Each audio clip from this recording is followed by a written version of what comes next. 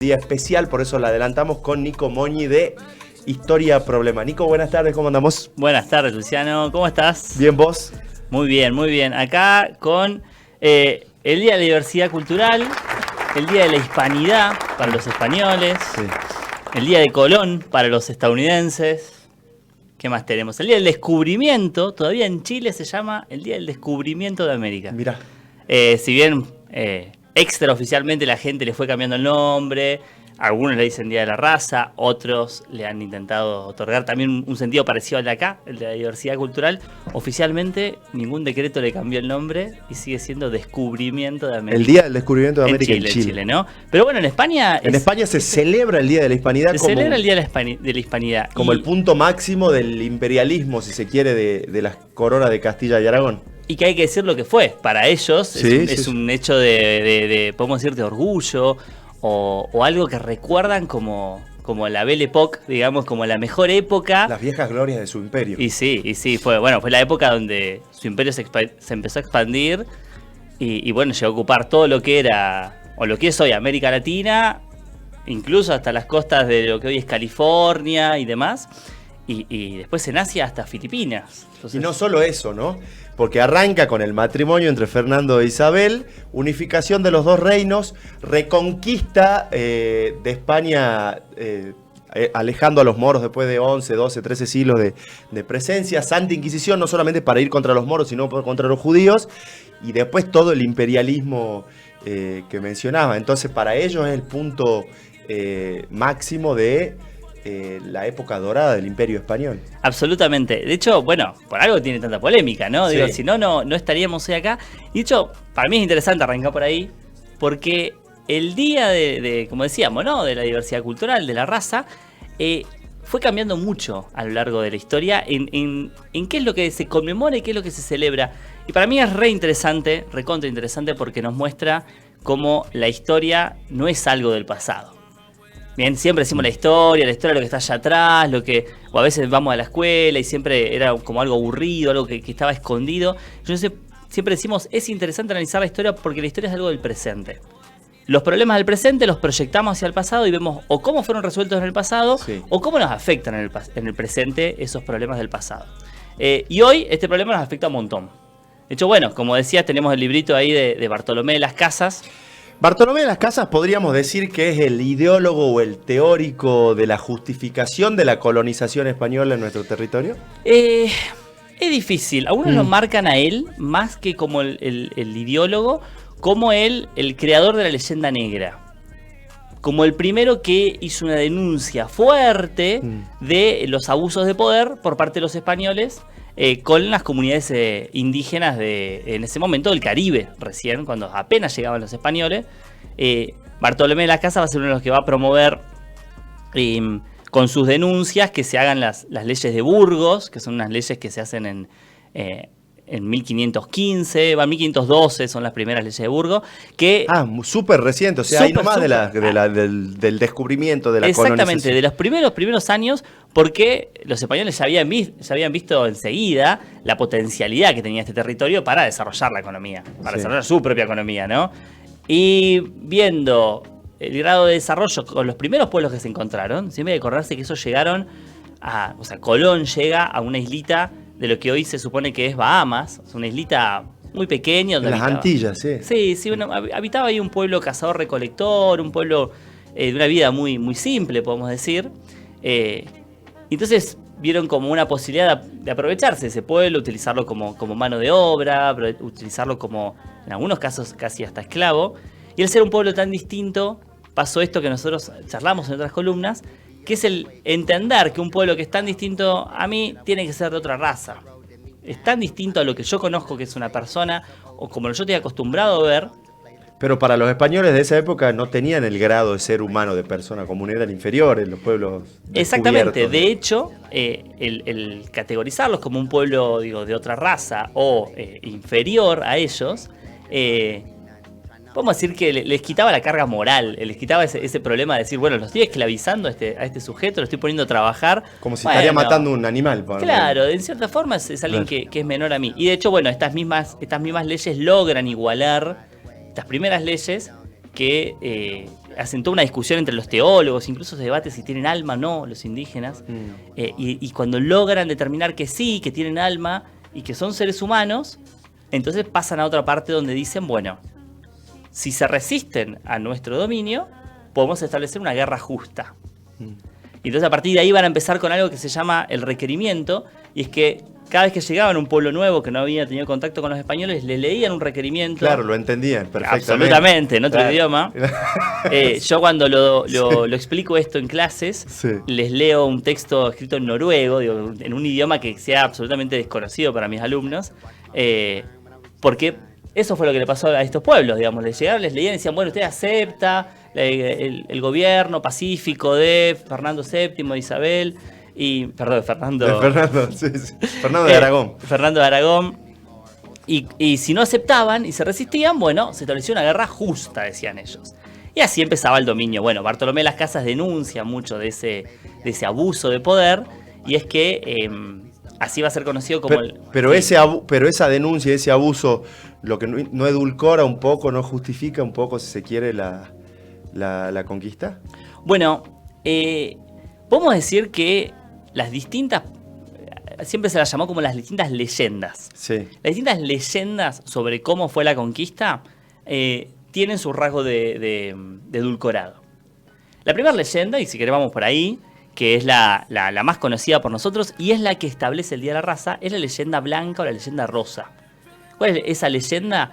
La que muestra a la conquista más como, desde ya, primero como un descubrimiento y después como un encuentro de pueblos. Encuentro de pueblos, el espíritu de aventura, o sea que lo movilizaba a venir era eso, más el espíritu de aventura, el encuentro de pueblos. El desarrollo de la ciencia, el conocimiento, no tanto lo que sabemos que fue el desarrollo económico, el desarrollo de la producción de oro, de la producción la extracción de los recursos, el sometimiento. Esa leyenda blanca es la que celebran los españoles cuando dicen el Día de la Hispanidad, y fue el espíritu del inicio de las celebraciones del Día de la Raza acá, en Argentina y en casi toda América, porque el Día de la Hispanidad también es algo relativamente nuevo, es del siglo XX. En el siglo XX se empezó a decir, bueno, vamos a celebrar la cultura que nos une a todos los pueblos hispanos, ¿no? A todos los pueblos hispanos nos une rasgos comunes de cultura, podemos decir que eso es cierto, que hay rasgos comunes de cultura, y entonces vamos a celebrar esa hispanidad. Ahora, esa hispanidad, obviamente lo que decía era, con la llegada de los españoles, llegó la civilización, llegó el desarrollo a esta zona, y gracias a los españoles hay un montón de cosas que tenemos que de otras formas nunca las habríamos obtenido. Esa es la leyenda blanca. Bien. La llegenda blanca, y ahora pasamos de vuelta como a la leyenda negra, algo que también... ¿Hay alguna intermedia entre la blanca y la negra? Sí, y vamos a llegar a eso. Hablando de la raza, digo. Sí, porque esto de la leyenda negra también es un problema, ¿no? La leyenda negra plantea la visión como extrema en los españoles que vinieron, fueron sanguinarios, destruyeron todo lo que había acá a su paso, y los indígenas que vivían acá, o las comunidades que vivían, los distintos pueblos, no pudieron presentar mayor resistencia.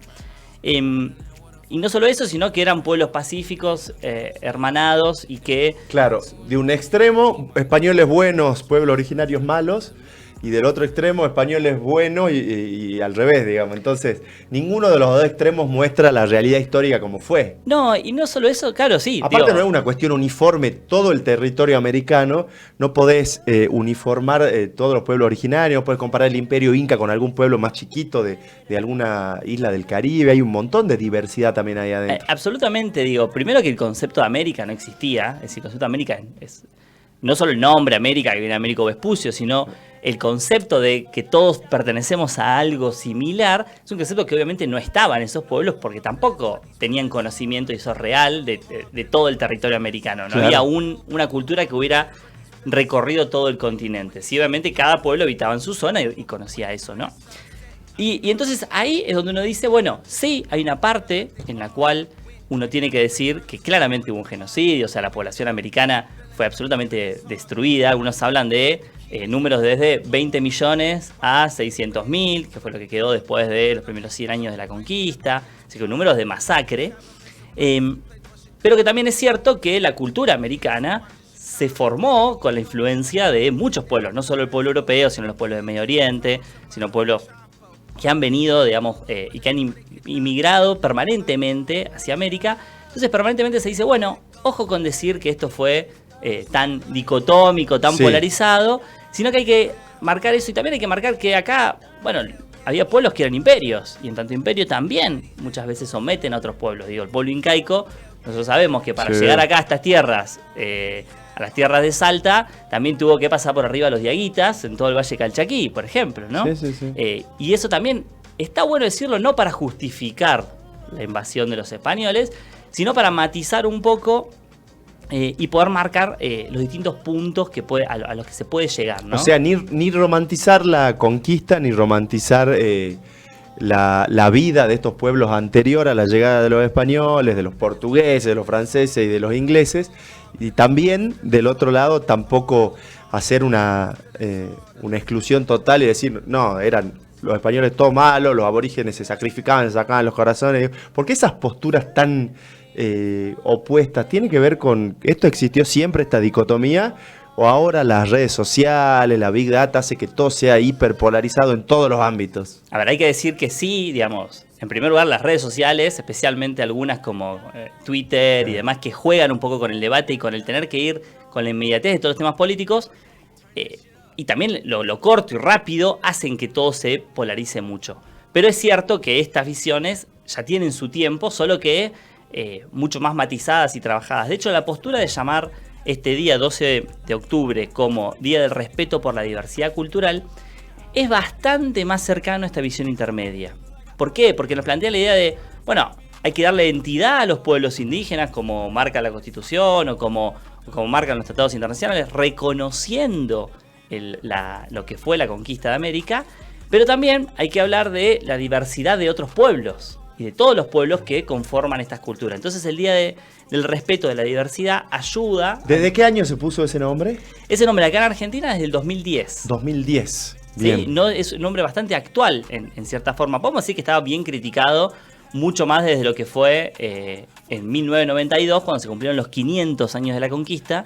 Ahí se exacerbó un poco esta discusión de decir, mirá, tome la leyenda blanca, tome la leyenda negra, se sigue sacando del eje a los pueblos que habitaban en estas tierras, y no se termina de reconocer su rol en la conformación de la cultura. De hecho, en Argentina nos pasa bastante que nos cuesta reconocer el aporte de los pueblos indígenas en la conformación de la cultura. El aporte, normalmente decimos, bueno, Argentina nace en 1810, y esto ya lo hemos charlado bastante, pero no se ve, los distintos idiomas que se hablan en Argentina. Tiene un solo idioma oficial, que es el español, y en Argentina algunos hablan de más de 15 lenguas distintas, también con distinta cantidad de personas que la hablan, sí. Pero sabemos que el aporte de incluso el idioma, de la cultura de los pueblos que habitaban en esta zona es bastante importante como para ningunearlo, desmerecerlo o quitarlo del lugar. De hecho,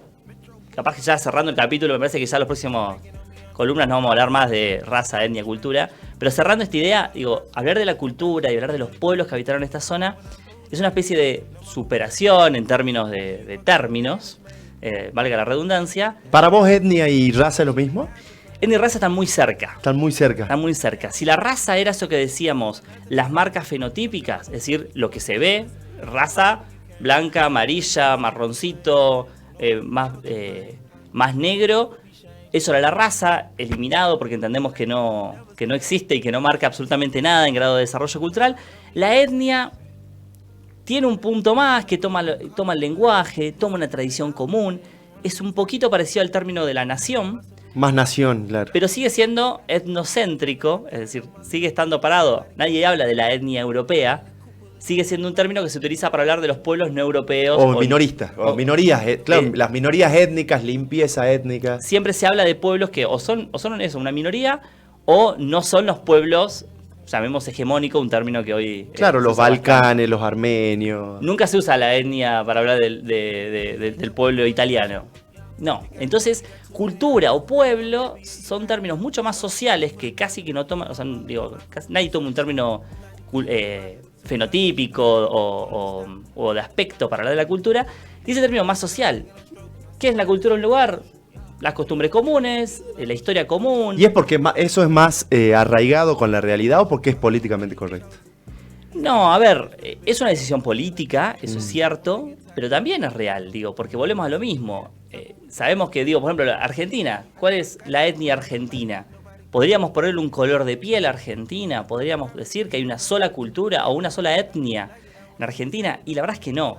De hecho, podemos hablar de diversidad de culturas, que la cultura argentina, hay una cultura, podemos decir, base, existe en base a las relaciones de toda la gente y al sistema educativo.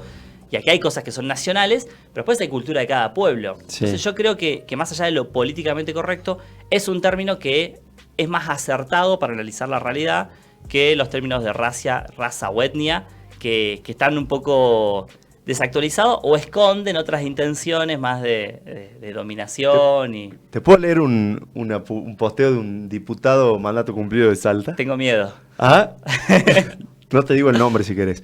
Gracias, España, por tu obra civilizadora. Feliz Día de la Hispanidad. Gracias por la fe católica y el orgullo del mestizaje. ¿El mestizaje también tiene un trasfondo racial adentro? Esconde esta misma idea. De hecho... Mirá, ¿ves la fotito? Ah, bueno, es un poco encima celebra Sí. la violencia. No es que... Mira, ahí viene la extrema derecha, dice el aborigen, arrancando el corazón de, no sé. Bueno...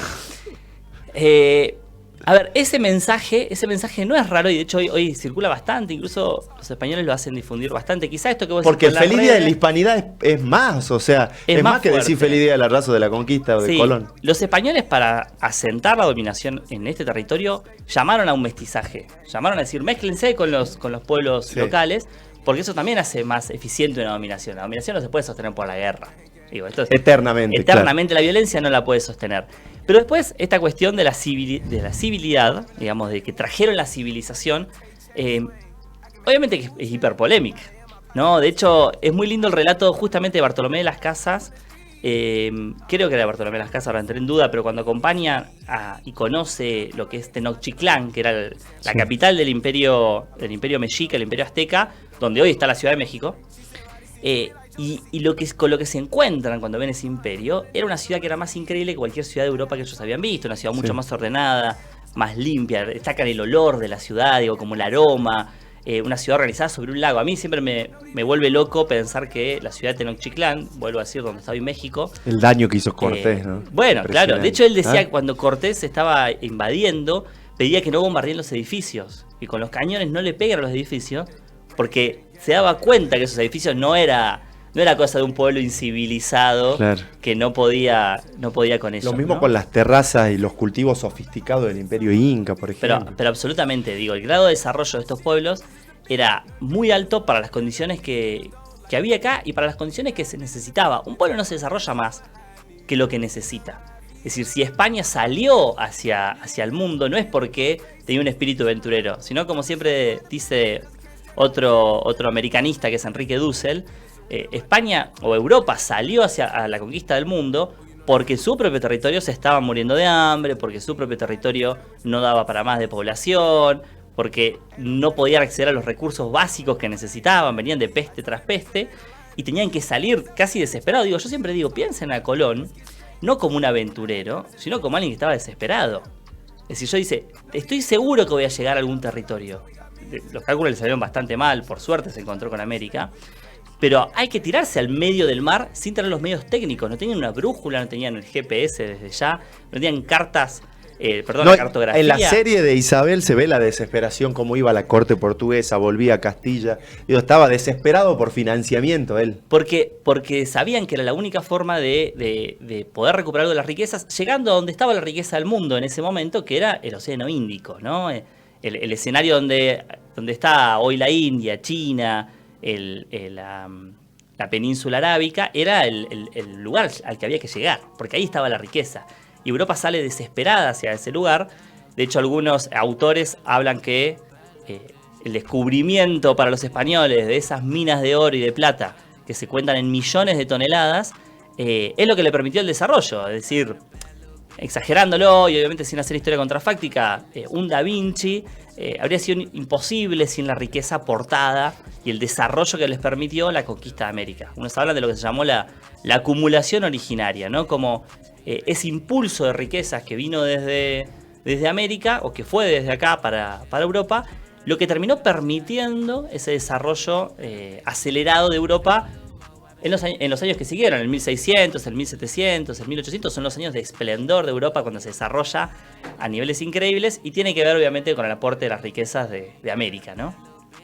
¿Querés que te lea otro o no? Seguimos. ¿Seguimos? Si querés, sí, dale. Un saludo al diputado. Buena onda, pero bueno, en estas cosas uno no puede pensar igual que todos. Buena onda en algunos temas. Hay que marcar, hay que marcar. Personalmente tengo buena onda, pero bueno, discrepo casi en el 90% de la posición hay que ideológica. Marcar, Como verdadero descendiente de los pueblos originarios de Adán y Eva, eso me llamó la atención. Vuelvo a agradecer el regalo de la fe, de la cultura y el humanismo que la corona española, a través del sentido misional de su conquista, regaló a América aquel 12 de octubre de 1492. Y rezo, como los marineros que acompañaron a Colón en su primer viaje, la plegaria al amanecer. Bien, yo siempre digo, a ver, de regalo no hubo nada, a lo sumo, ahí sí hubo un intercambio desigual. Sí, podemos decir, y es cierto, que hay elementos... Ellos traían espejos y se llevaban... Exacto, el intercambio es desigual por donde uno lo mire, digo. El famoso espejito de colores. El agradecimiento es desde España para América. Vos sabés que la tumba de Colón, que está en la Catedral de Sevilla, es más impresionante que las tumbas de Isabel y Fernando, que están en Granada, ¿no? Están en otra ciudad de ahí del sur de España. La tumba de Colón... ¿Las dos están en Granada? No, una está en Sevilla, la de Colón. Sí, la de Colón. Pero digo, las de los Reyes Católicos están en Granada. Porque ahí era mirá que es simbólico, ¿no? Pero es que ahí era la...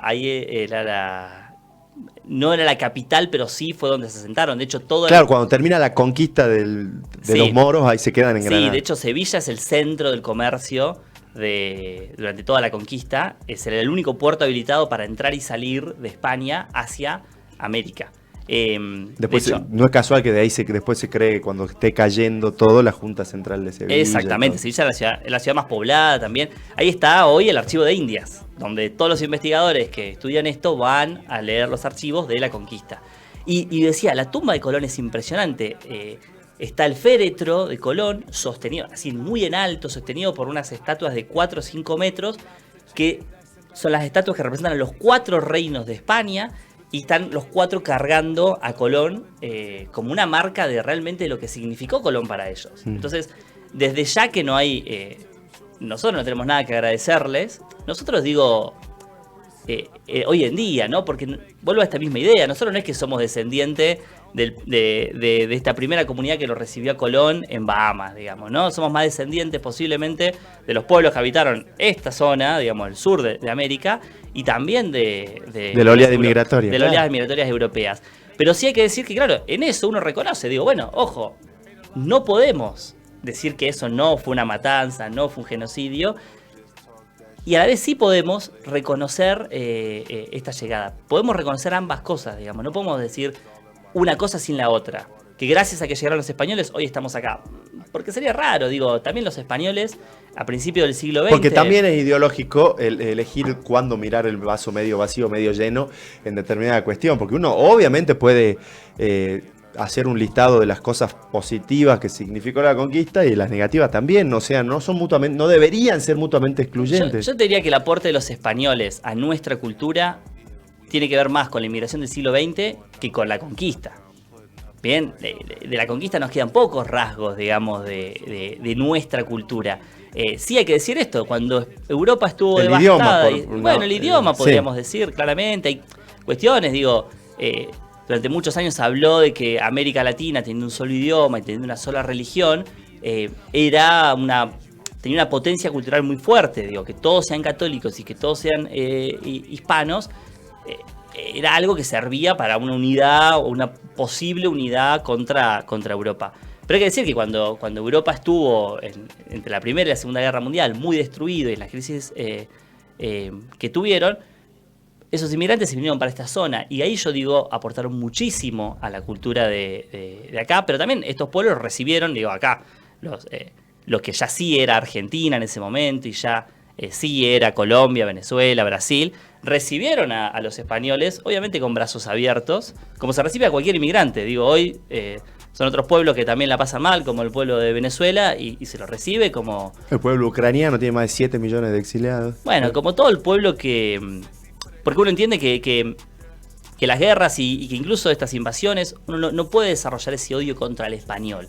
Uno puede desarrollar el odio y la bronca contra los que encaran la guerra, digamos, ¿no? Contra la monarquía, contra el presidente que encara una guerra, digo, es como odiar a los alemanes por el nazismo, digo. Ya lo hemos charlado en otras columnas, digo, tendremos que odiar a Hitler, tenemos que odiar a los supremacistas, odiar a los que defienden esas ideas, quizás sí, pero no al pueblo que la sufre. Entonces vamos a recibir a todos los que sean de esos pueblos. Quizá en ese sentido sí sacarle la carga del español malo, el americano bueno, y poder reforzar esta idea de que entre trabajadores, entre personas que hoy sufrimos nosotros y muchos compañeros nuestros se van hacia Europa por la situación económica de nuestro país, y en otros momentos fue al revés, y bueno, y este es un ida y vuelta que uno espera que se mantenga, ¿no? Gracias, Nico. A vos, Luciano.